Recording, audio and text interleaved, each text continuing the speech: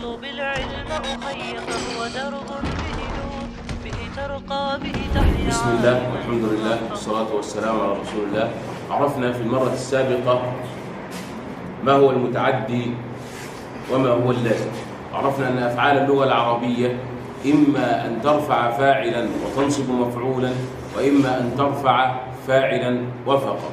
فإن استكفى الفعل بفاعله كان فعلا لازما أو قاصرا، يسمى فعلا لازما أو قاصرا. وإن تعدى الفاعل إلى المفعول صار فعلا متعديا. وعرفنا أن المتعدي ربما يكون متعديا إلى مفعول واحد، وهذا هو الكثير في اللغة، أو متعد إلى مفعولين، أو متعد إلى 3 مفاعيل، وهو قليل جدا في العربية. وأن اللازم يكتفي بفاعله ولا يتجاوزه إلى مفعول، لا يستطيع أن يصل إلى مفعول. مثال ذلك مرض زيد. عليكم السلام. فقط اليوم سنكتب لكم أوزان اللازم، الأوزان المشهورة من اللازم، الأوزان التي تكون لازمة. وزن فاعلا، هذا الوزن يا رجال دائما لازم، لا يرفع لا ينصب مفعولا أبدا. مثاله نعم، ويأتي منه الصفات.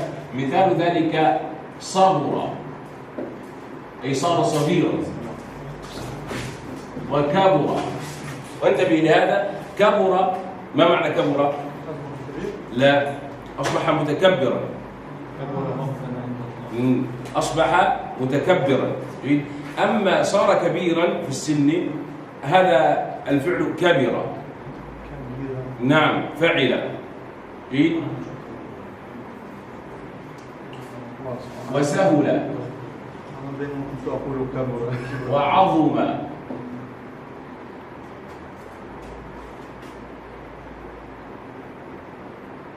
الفعل كبر يكبر، فإذا تقول الطفل يكبر سريعا في السن، يكبر ليس يكبر.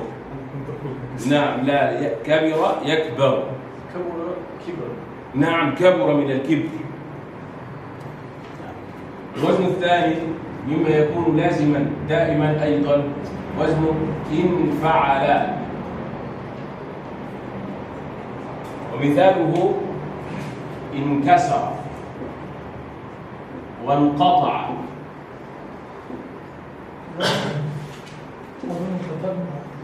كتبنا هذا؟ كتبنا هذه الأوزان. جيد. طيب نقولها مرة أخرى سريعا. 3.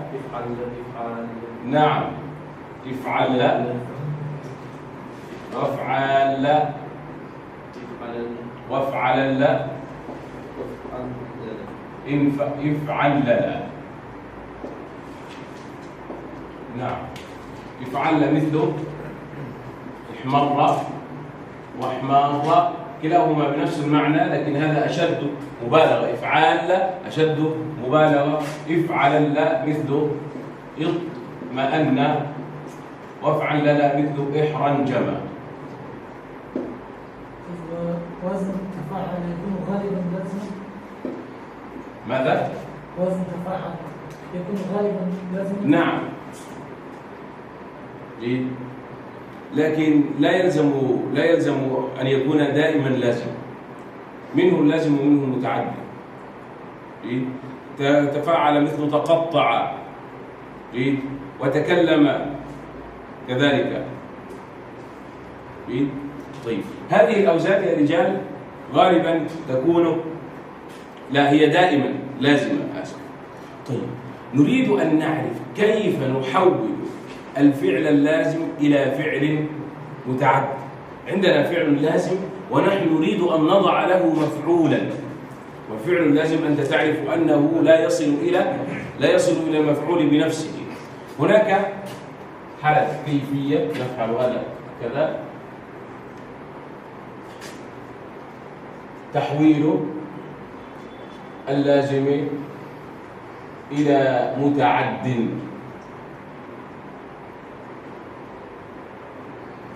نعم. الخطوة الأولى تجعله على وزن أفعل. نعم، عندنا الفعل جلس، هل هذا لازم أم متعد؟ لازم، لا يوجد له مفعول، صحيح؟ جلس زيد، فنستطيع أن نجعله متعديا بوزن أفعل. وكذلك كرم من هذا الباب، كرم، ما معنى كرم؟ صار كريما، صار ذا كرم. جيد، فنقول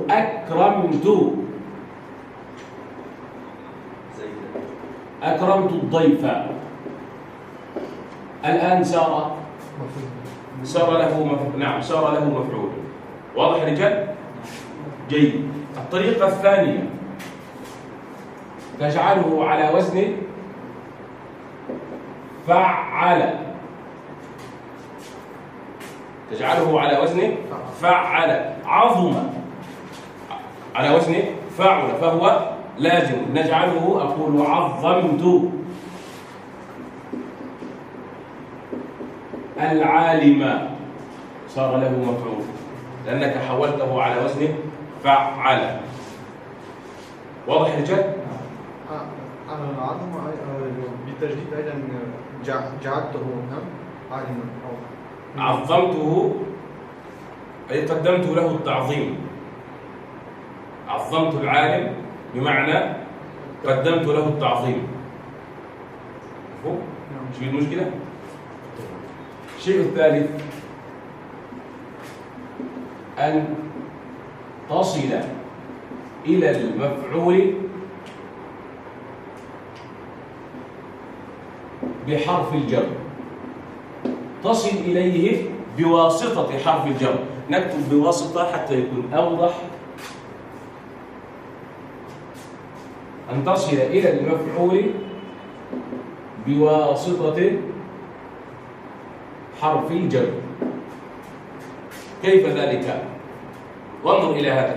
الاسم المجرور بعد حرف الجر سيكون مفعولا به في المعنى لأنه وقع عليه الفعل، لكنه في الإعراب اسم مجرور.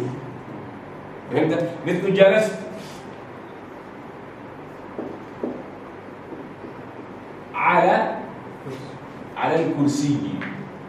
انظر، الكرسي اسم مجرور لكن وقع عليه الجلوس فهو مفعول به في المعنى، لكن في الإعراب نقول اسم مجرور. واضح يا رجال؟ أقول مثلا في القرآن ذهب الله، ولو شاء الله لذهب بسمعهم وأبصارهم. انظر، ذهب بسمعهم، فسمع هو مفعول به في المعنى لكنه في الإعراب هو مجرور. إذا نستطيع أن تصل بالفعل اللازم إلى المفعول إذا جعلته على وزن أفعل أو جعلته على وزن فعل أو بواسطة حرف الجر. واضح؟ وليس كل فعل لازم بعده حرف جر يكون ما بعد حرف الجر مفعولا، لا. ممكن مثال، أقول مثلا سرت، نعم، حتى سرت في الشارع، تقول أن السير وقع على الشارع، لكن في الحقيقة الشارع ليس مفعولا به، الشارع ظرف. إن فكرت في المعنى هو المكان الذي وقع فيه الفعل وليس مفعولا به. واضح؟ وأقول مثلا صمت في رمضان. نعم، في رمضان ممنوع من الصرف. صمت في رمضان، هل رمضان مفعول به في المعنى؟ لا، هو ظرف. صحيح؟ فليس كل اسم مجرور بعد حرف الجر إذا جاء بعد فعل لازم يكون مفعولا به. واضح؟ كذلك أقول كتبت بالقلم، القلم ليس مفعولا به. كتبت الدرس بالقلم، الدرس هو المفعول به. واضح؟ فلا تظن أن كل حرف جر وبعده اسم مجرور يكون مفعولا به في المعنى، لا، ليس شرطا. واضح؟ لكن إن أردت أن تأتي بالفعل اللازم وتصل به إلى المفعول تستطيع بهذه الوسائل الثلاث. واضح يا رجال؟ هل يوجد مشكلة في ذلك؟ هذا هو تكملة الدرس. كنت أظن أننا ما شرحنا هذه الأوزان، أريد أن أشرح هذه الأوزان، وأريد أن أعرفك كيف تحول الفعل اللازم إلى فعل متعدي. طيب، درس اليوم نتحدث فيه عن البناء للمعلوم والبناء للمجهول. من تقسيمات الفعل، نحن قسمنا الفعل إلى أقسام كثيرة تذكرون، إلى مجرد ومزيد، صحيح؟ وقسمنا الفعل إلى صحيح ومعتل، وقسمنا الفعل إلى متعد ولازم، واليوم نقسم الفعل أيضا إلى مبني للمعلوم ومبني للمجهول. المبني للمعلوم أو المجهول من الأفعال. ما هو المبني للمعلوم؟ انتبه. الفعل المبني للمعلوم هو الذي أسند إلى فاعله الذي قام به. هذا هو الفعل المبني للمعلوم، هو يسند إلى فاعله الذي قام به. مثل ما أقول كتب زيد الدرس، فإذا قلت لك من كتب تقول زيد، إذن عرفت الفاعل، صحيح؟ فزيد هذا الفعل مبني للمعلوم لأنه أسند إلى فاعله الذي قام به. فإذا قلت لك خلق الإنسان ضعيفا، من الذي خلق؟ الله، صحيح؟ إذن هذا الفعل لم يسند إلى فاعله ولكن أسند إلى مفعوله، صحيح؟ إذن هذا ليس مبنيا للمعلوم. واضح؟ إذا قلت من صاحب الكتابة؟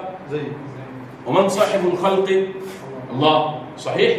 لكنه لم يسند هذا الفعل إلى لفظ الجلالة في هذه الجملة، فهذا مبني للمجهول. فهمت ما معنى المبني للمعلوم والمبني للمجهول؟ إذن المبني للمعلوم هو الذي أسند إلى فاعله الذي قام به، والمبني للمجهول الفعل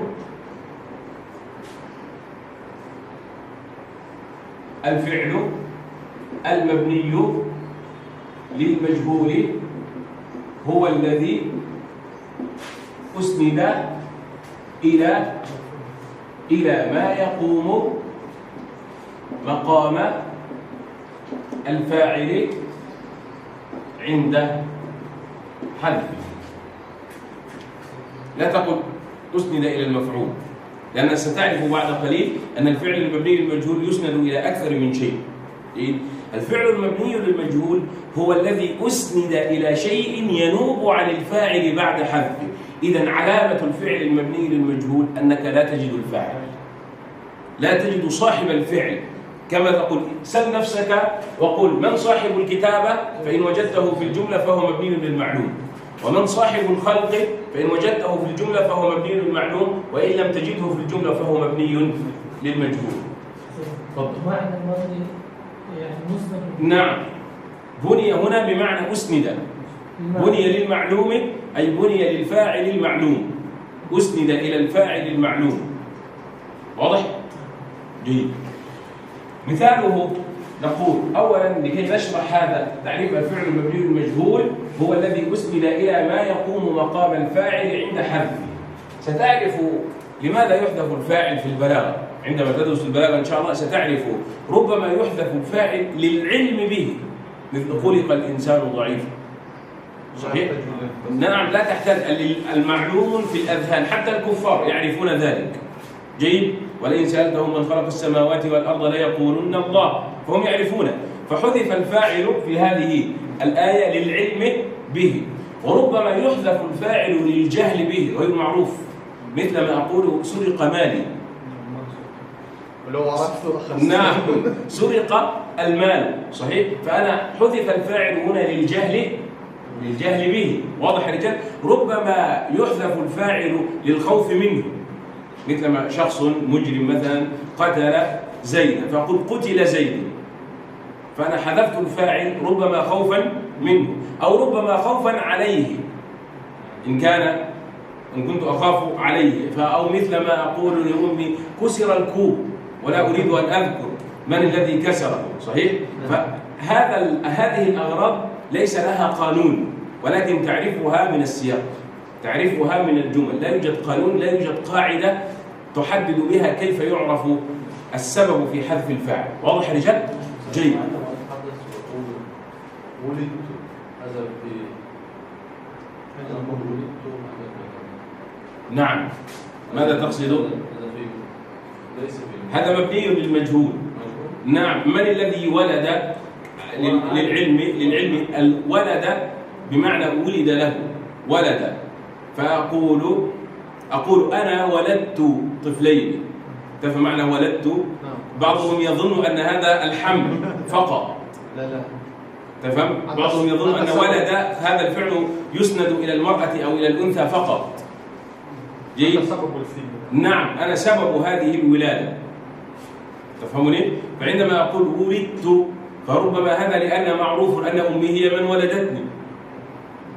لا يجوز أو لا يشترط أن أقول ولدتني أمي في روسيا مثلا، أقول ولدت في روسيا، صحيح؟ لأن هذا إن قلت ولدتني أمي في روسيا ذكرت كلاما السامع يعرفه بدون ذكره. واضح يا رجال؟ فهذا أيضا ربما يدخل من باب أنك حذفت الفاعل للعلم به. واضح؟ نعم. الفعل المبني المجهول هو الذي أسند إلى ما يقوم مقام الفاعل عند حذفه. أعطيتكم مختصرا عن أسباب حذف الفاعل، وهتدرسها بالتفصيل في علم البلاغة. نقول الآن نريد أن نعرف ما هي الأشياء التي تقوم مقام الفاعل بعد حذفه. ما يقوم مقام الفاعل بعد حذفه. أول شيء المفعول به، وهذا هو المشهور. المفعول به يقوم مقام الفاعل بعد حذفه، مثل هذه الآية: خلق الله الإنسان ضعيفا.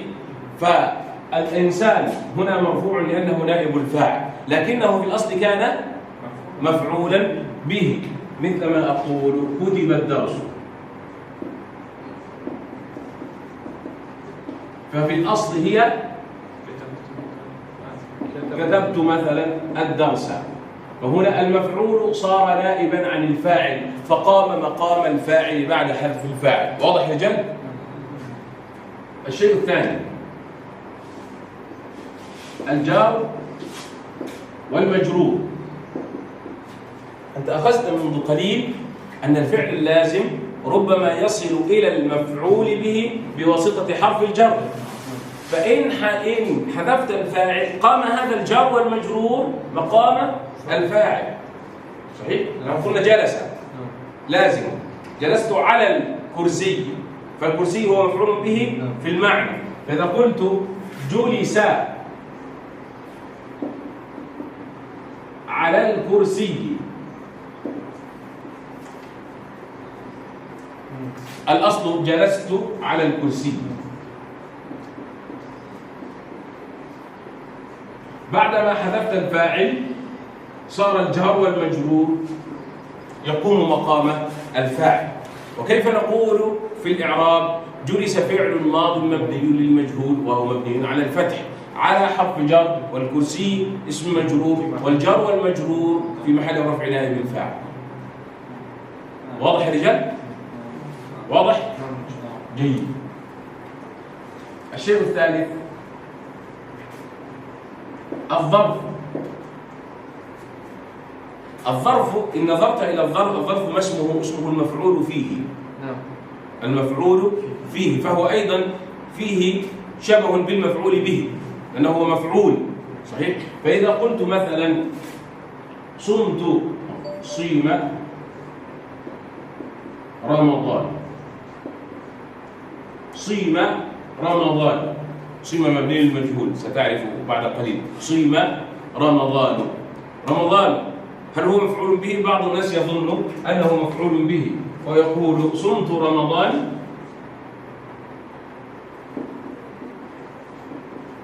فيظن أن رمضان مفعول به.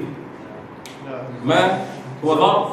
الصيام وقع في رمضان، والذي يعرف ما معنى الظرف يعرف أن الظرف ما دل على زمان أو مكان، اسم يدل على زمان أو مكان.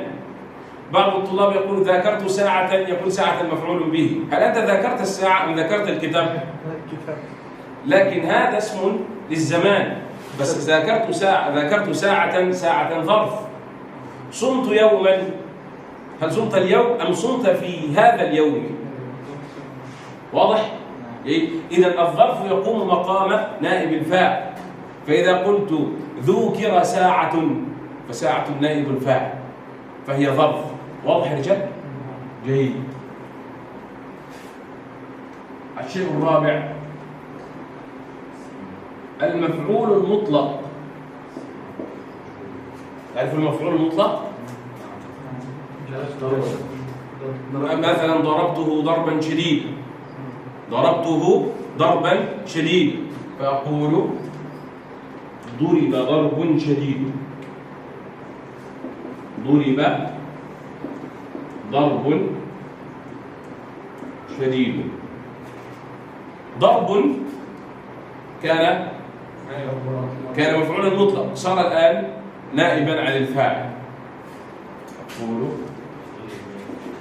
ضربت ضربا شديد وضرب ضرب شديد.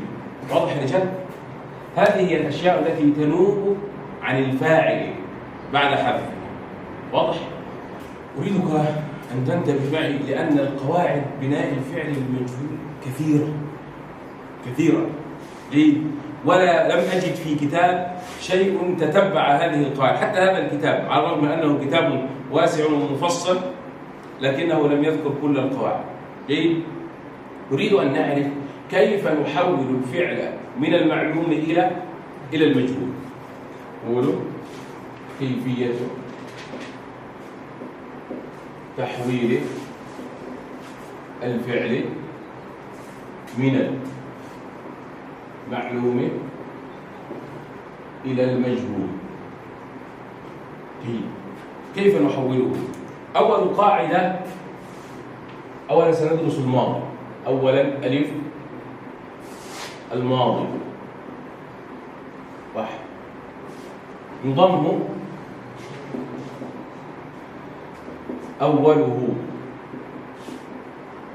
ويكسر ما قبل آخره. نريد تطبيقا لهذه القاعدة فنقول في كتب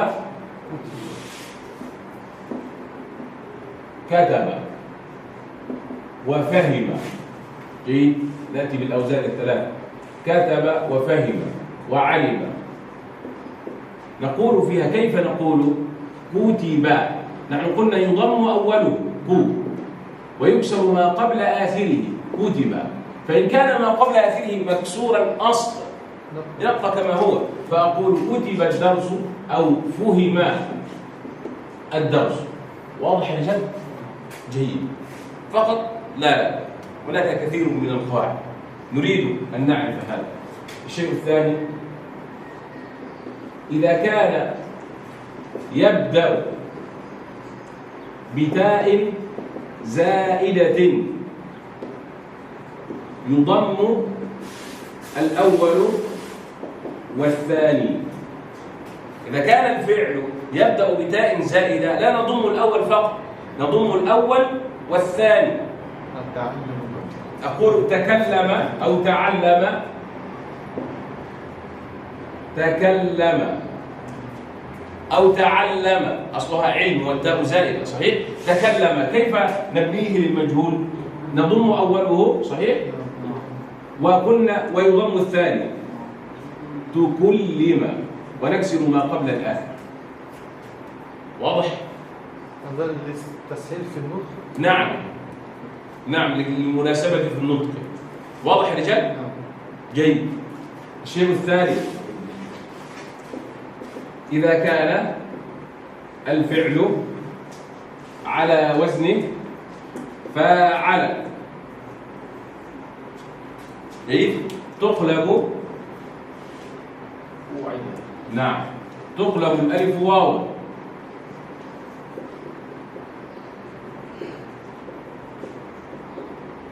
تقلب الألف واوا فنقول قاتل قوتل. واضح يا رجال؟ جيد. القاعدة الرابعة: إذا كان الفعل على وزن تفاعل. انظر جيدا، نحن قلنا منذ قليل إن كان يبدأ بتاء زائدة يضم الأول والثاني، وإذا كان على وزن فاعل قلبت الألف واوا. هذه مركبة من الاثنين، يبدأ بتاء زائدة سنضم الأول والثاني ثم نقلب هذه الألف واوا. جيد. إذا كان الفعل على وزن فاعل يضم الأول والثاني وتقلب الألف واوا فنقول في تقاتل.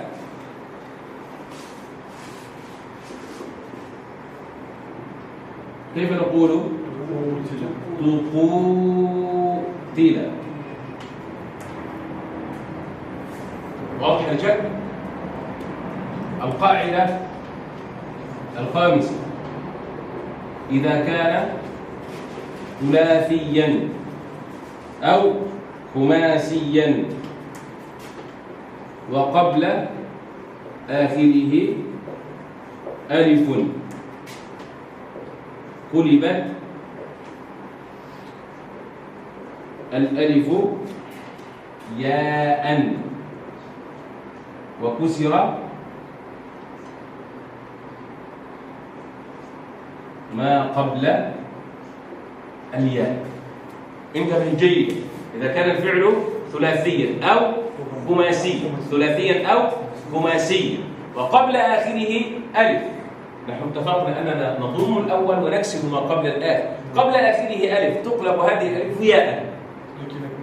جيد. ونكسر ما قبل الياء. مثال الثلاثية يا أستاذ: قال،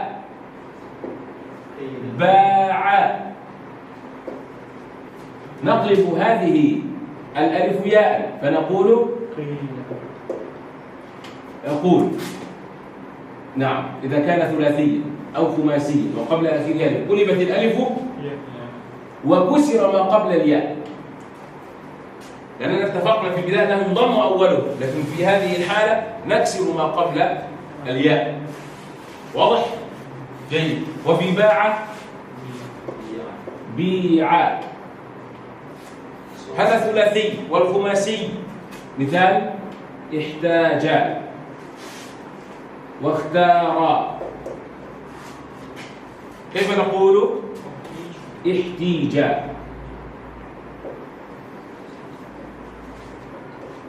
واختير. لماذا اختير احتيج؟ لأن ألف الوصل يا رجال لا قيمة له. ألف الوصل دائما تابعة للحرف الثالث، فإن كان الثالث مضموما ضمت، وإن كان مكسورا أو مفتوحا كسرت. الأصل فيها أنها مكسورة، لا رأي فيها، لا رأي لها. هي تابعة للحرف الثالث من الكلمة، فأنت كسرت ما قبل الياء فصار الثالث مكسورا، فلا بد أن تكسر الهمزة، همزة الوصل. واضح؟ مفهوم هذا الكلام؟ جيد. القاعدة السادسة: إذا كان رباعيا أو سداسيا. إذا كان على أربعة، نحن قلنا ثلاثي وخماسي، الآن نريد أن نعرف كيف يكون الرباعي والسداسي. إذا كان رباعيا أو سداسيا وقبل آخره ألف قلبت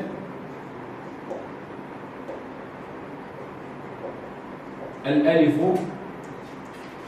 ياء وكسر ما قبل الياء. مثال: نقول في أقام رباعي صحيح، واستقام سداسي، فأقام نقول قيم، فقط قلبنا الألف ياء وكسرنا ما قبل الياء. واضح؟ واستقام استقيم.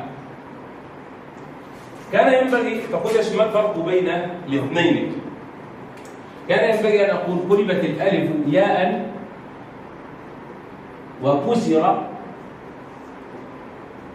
كل متحرك قبلها. أنا كنت أكسر ما قبل الياء، لكن هنا شرحت قاعدة ثانية،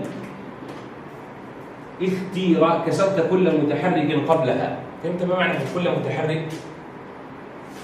في كل أصلا احتاج، اختار. كم نحن سنقلب هذه الألف ياء، كم متحركا قبل الياء؟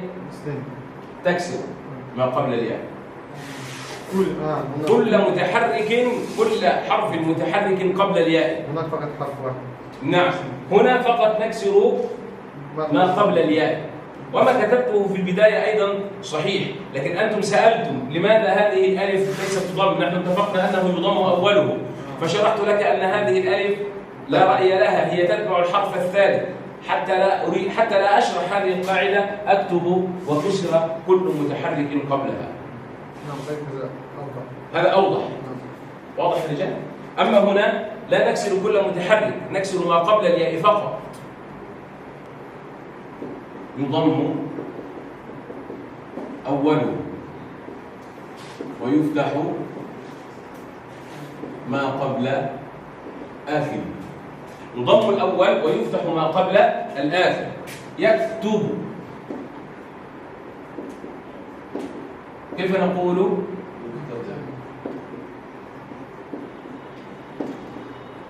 نضم الأول ونفتح ما قبل الآخر. إن كان أصلا ما قبل الآخر مفتوحا يبقى كما هو. مثال يذهب، كيف نقول؟ يذهب. واضح يا رجال؟ جيد. نقول قاعدة ثانية، إذا كان قبل آخره حرف علة يقلب حرف العلة آلفا. إيه؟ نحن نتكلم في المضارع. يقوم ويبيع. إذا قلنا قبل آخره حرف علة، ماذا نفعل في حرف العلة؟ يقلب آلفا، فنقول يقال. نعم، يقال ويبيع يباع. في الأصل نحرك فقط حرف العلة. نعم صحيح. هو يريد أن يبحث عن الأصل، كيف جاءت هذه الألف، كيف جاءت.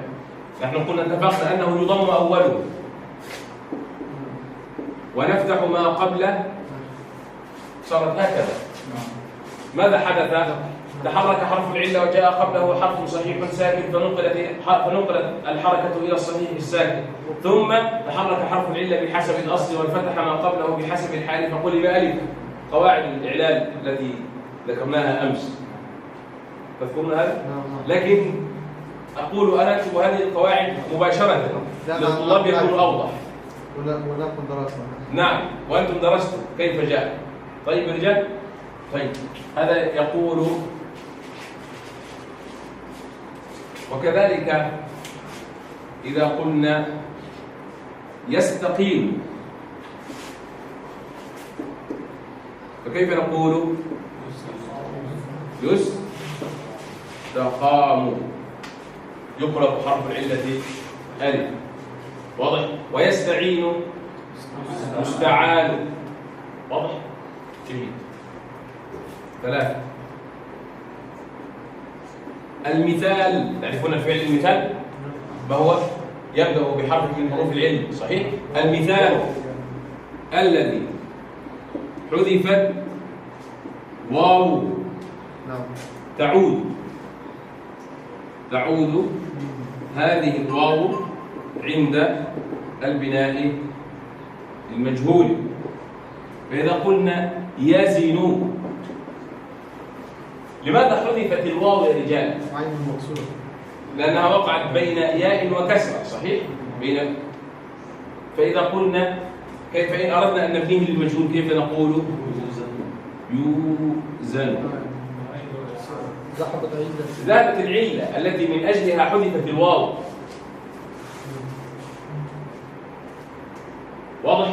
نقول يصف. كيف نقول؟ يوصف. تعود الواو. واضح يا رجال؟ هل يوجد مشكلة في ذلك؟ استبداد. هنا الشرط الإدغام أن يكون الأول ساكنا، وإن سكننا هذا سيلتقي ساكنان، فنقلت هذه الفتحة إلى الساكن الذي قبله ثم أضغم، فقلنا استمد. فهمت؟ هذه الفتحة هي فتحة الدال لا شك، لا تظن أن هذه الفتحة جاءت من أجل التقاء الساكنين، لا، هذه فتحة الدال. والدليل اسم الفاعل من استفعل مستفعل، فهنا الأصل أن يكون مستمدد، صحيح؟ مستمدد. معي محمد حبيب؟ مستفعل. نعم، مستفعل اسم فاعل من استفعل مستفعل مستمدد. فماذا حدث؟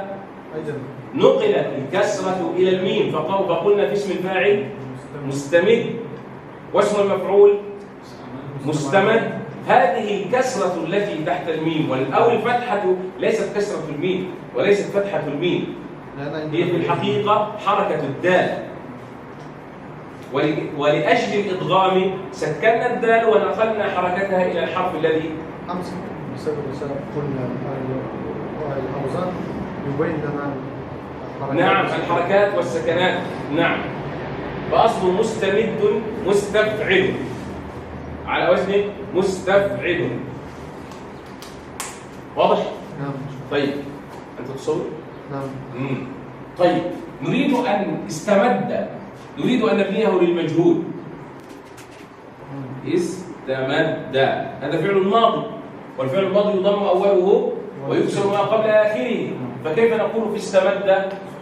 استمد. هذه الكسرة التي تحت الميم هي كسرة الدال في الأصل، لأن قبل آخره دال، هو آخره دال وقبل آخره دال. فهمت شيئا؟ إن شاء الله. فاستمد، وكذلك في المضارع يستمد. نحن قلنا المضارع يضم أوله ويفتح ما قبل آخره. يستمد نقول في المبني المجهول يستمد، فهذه الفتحة فتحة الدال ثم نقلت إلى الميم. دقة. هذه الأفعال أفعال ماضية، صحيح؟ الفعل الماضي ما هي القاعدة؟ يضم أوله ويكسر ما قبل آخره، فنقول دقة، أصله دقيقة، ثم سكنت القاف الأولى وأضغمت في القاف الثانية فصارت دقة. واضح رجال؟ نعم. أكل، أكل، صحيح؟ سأل، سئل، تكتب هكذا، الهمزة تكتب هكذا، سئل. وضع، وضع. رام يروم، مثل قال يقول. كيف نقول في قال؟ قيل، وفي رام ريم، وفي خاف نعم كيف، وفي رضي رضي، وفي رجى رجي، وفي وقى وقي، وفي طوى طوي، وفي أكرم أكرم. أكرم. وفي أعان أعين. تذكرون هذه القاعدة؟ إذا كان رباعيا أو سداسيا وقبل آخره ألف أعان، قلبت الألف ياء أعين، وكسر ما قبل الياء أعين. صعبة؟ شاهد كيف نقول؟ شوهد. أيضا هذه القاعدة إذا كان على وزن فاعل تشاهد، تقلب الألف واوا. قاتل قوتل، شاهد شوهد، ساعد سوعد. واضح يا رجال؟ اجتاح اجتيح. وجدت بعض الطلاب يضعون ضمه، وأنا نبهت أن ألف الوصل تابعة للحرف الثالث، أو وعدلت القاعدة. انظر إذا كان ثلاثيا أو خماسيا، هذا خماسي، وقبل آخره ألف، هذا قبل آخره ألف. اجتاح. قلبت الألف ياء وكسر كل متحرك قبلها. صحيح. لماذا تضع الضمة؟ نعم. استقدم استقدم ليس فيه شيء. استقر استقر، أصله استقرر. هذه الكسرة كسرة الراء ثم نقلت إلى القاف.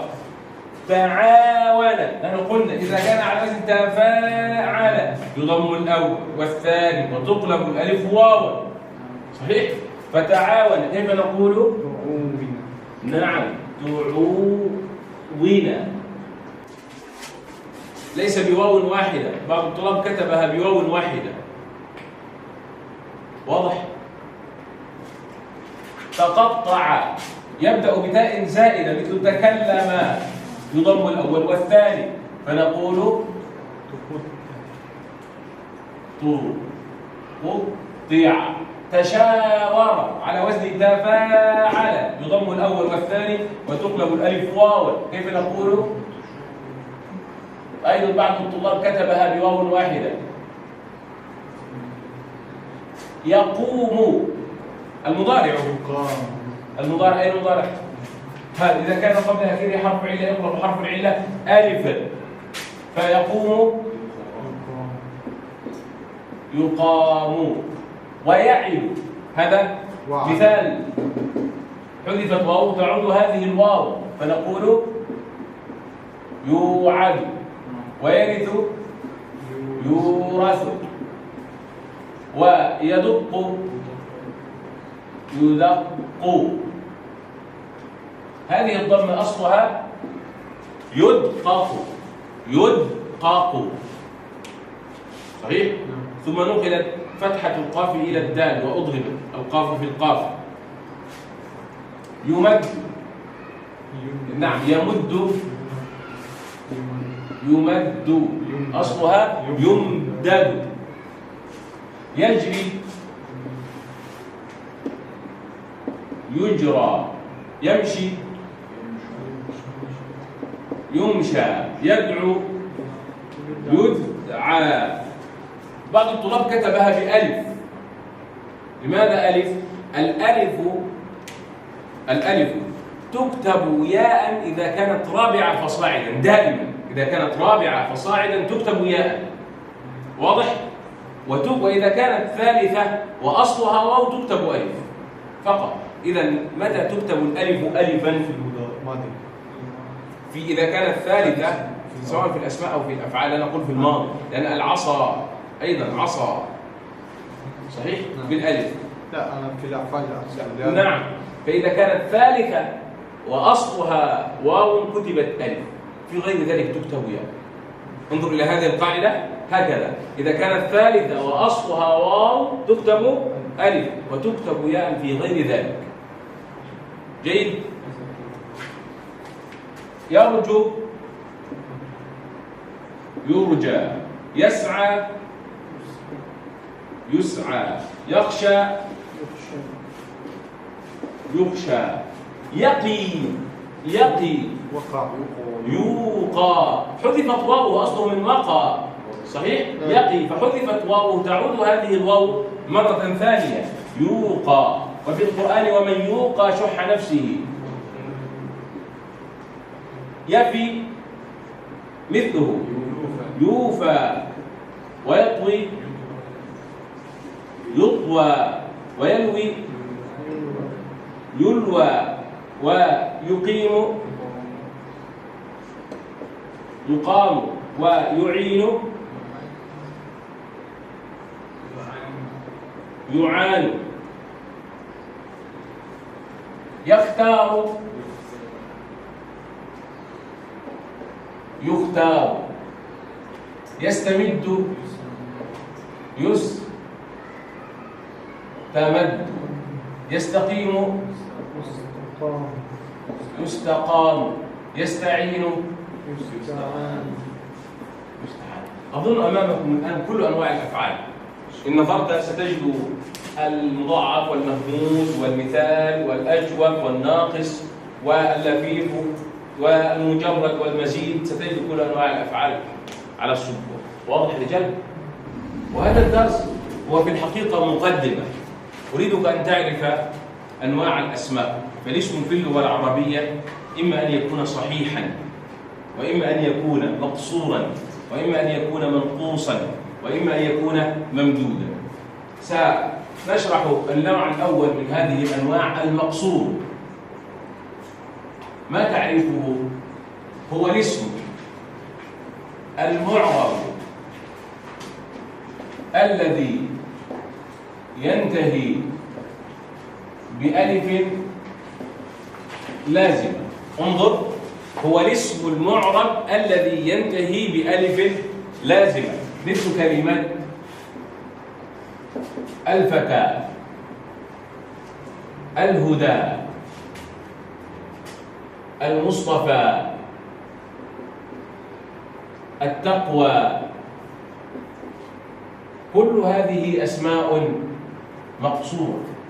الاسم المعرب الذي ينتهي بألف لازم. انتبه، هل كلمة دعا مقصور؟ لماذا؟ لأنها فعل، والمقصور اسم. صحيح؟ فهمت معنى اسم؟ صحيح؟ إذا قلت كلمة أنا أو مثلا إلى، هل هي مقصور؟ لماذا؟ حرف جر، والمقصور هو الاسم. فهمت معنى الاسم؟ الاسم المعرب. إذا قلت لك أنا هذا، هل هذا مقصور؟ لماذا؟ هذا مبني، فالمقصور هو الاسم المعرب. إذا قلت رأيت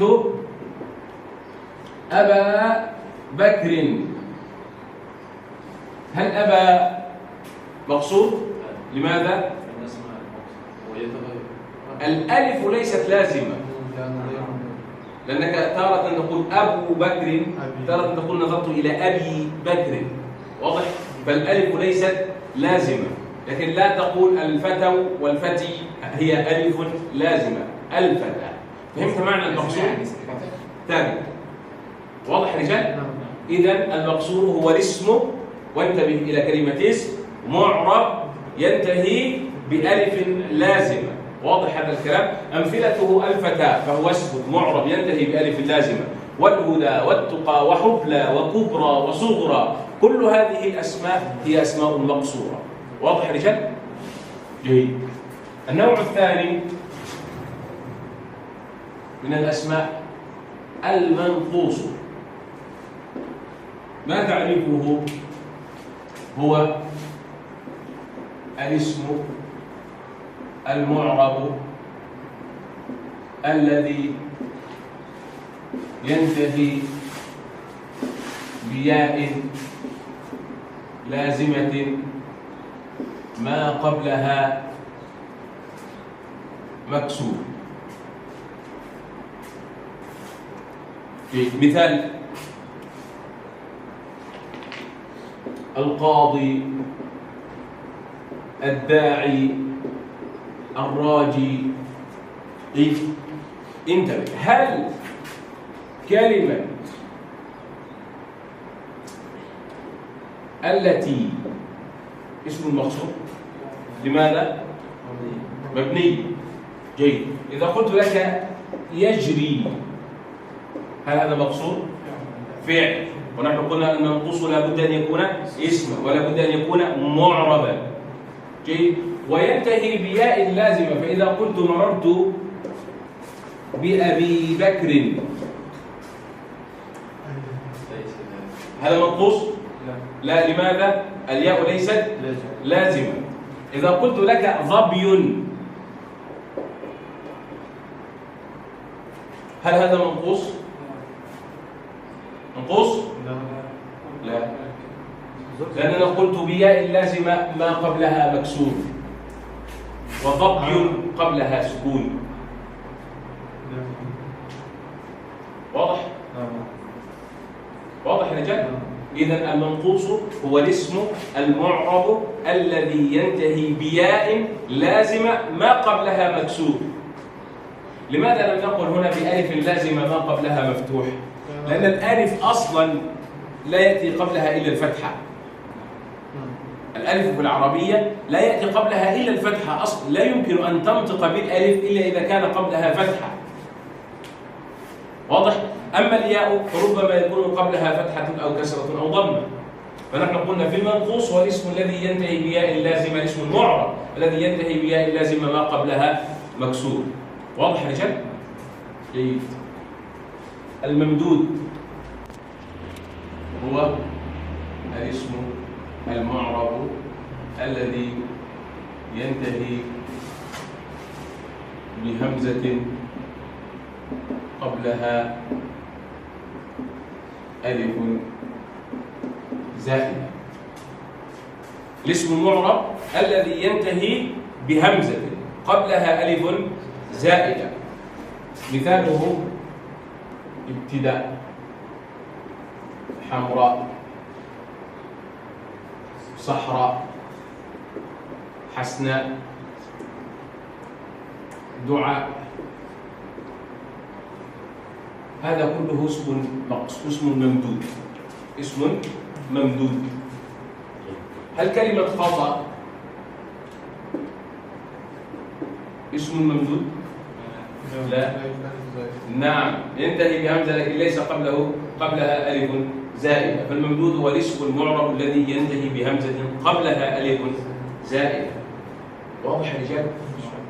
لماذا شرحنا هذا الكلام؟ هذا الكلام مقدمة لكي نعرف كيف تثنى الأسماء وكيف تجمع الأسماء. واضح؟ الصحيح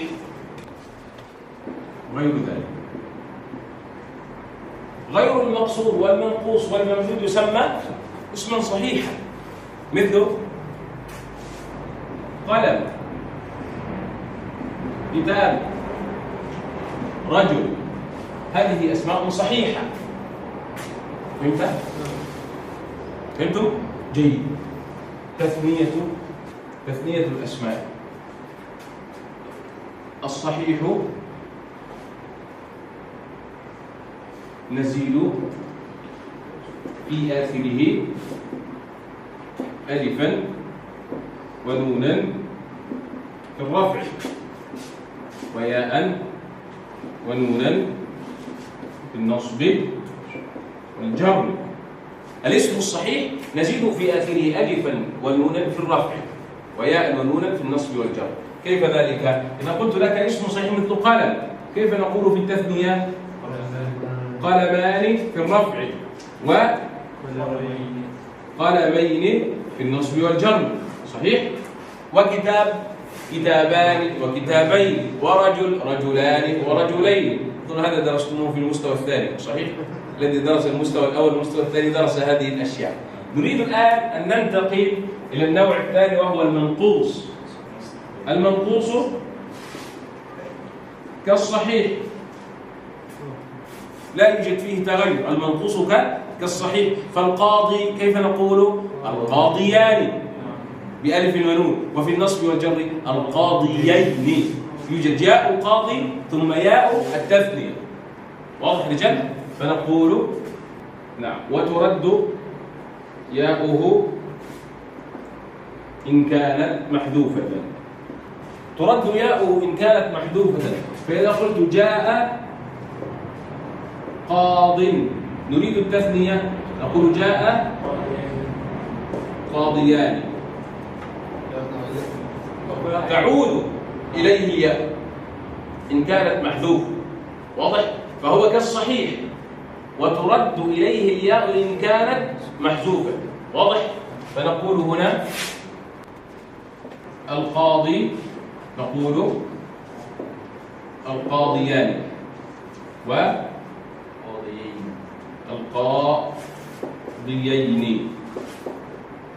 طيب، وإذا قلت قاض فأقول في التثنية قاضيان وقاضيين. واضح رجال؟ فتعود إليه الياء إن كانت محذوفة. صعب؟ لم يجي صعب. أيضا الذي يعرف المستوى الثاني يعرف هذا لأنه كالصحيح، المنقوص كالصحيح. جيد؟ شوف الثالث الممدود. الممدود واحد، إذا كانت همزته أصلية تبقى كما هي. نعم، في التثنية همزته أصلية تبقى كما هي.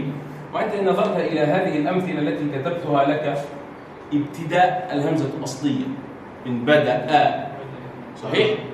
وحمراء وصحراء وحسناء زائدة ليست من أصل الهمزة، زائدة ليست من أصل الكلمة. ودعاء منقلب عن أصل. فهو في الحقيقة ثلاثة أنواع. الممدود ثلاثة أنواع، إما همزته همزة أصلية أو همزة زائدة أو همزة منقلبة عن أصل. واضح؟ فلذلك هو له ثلاثة أحكام. إذا كانت همزته أصلية تبقى كما هي، فنقول ابتداءان. وفي التثنية والجمع نقول ابتداءين. واضح؟ وإنشاء من نشأ همزة أصلية، إنشاء نقول إنشاءان. وفي التثنية والجمع وفي النصف في الجمع والنصب نقول إنشاءين. واضح كده؟ هل يوجد مشكلة في ذلك؟ طيب يا أستاذ، وإذا كانت همزته زائدة تقلب واوا. همزته زائدة تقلب واوا، فنقول في حمراء حمراوان، وفي صحراء صحراوان، وفي حسناء حسناوان. واضح يا رجال؟ هل في مشكلة؟ أصلية أصلية هي أصلية. طب زائدة تقلب واو. يا أستاذ، إن كانت همزته منقلبة يجوز أن تبقى أو تقلب واو. إذن هنا تبقى وهنا تقلب واو، وهنا يجوز الوجهان، تقلب واو أو تبقى كما هي. مثال دعاء، نحن قلنا يجوز أن تبقى أو تقلب واو، فنقول في دعاء نعم دعاءان فتبقى، أو دعاوان تقلب واو. وكذلك في بناء يجوز أن نقول بناءان ويجوز أن نقول بناوان. واضح؟ وانتبه جيدا، لأن بعض الطلاب يظن أنها ترد إلى أصلها. لا، هي تقلب واوا. تفهموني؟ تقلب واو حتى إن كان أصلها الياء. سبحانك اللهم وبحمدك، نشهد أن لا إله إلا أنت، نستغفرك ونتوب إليك.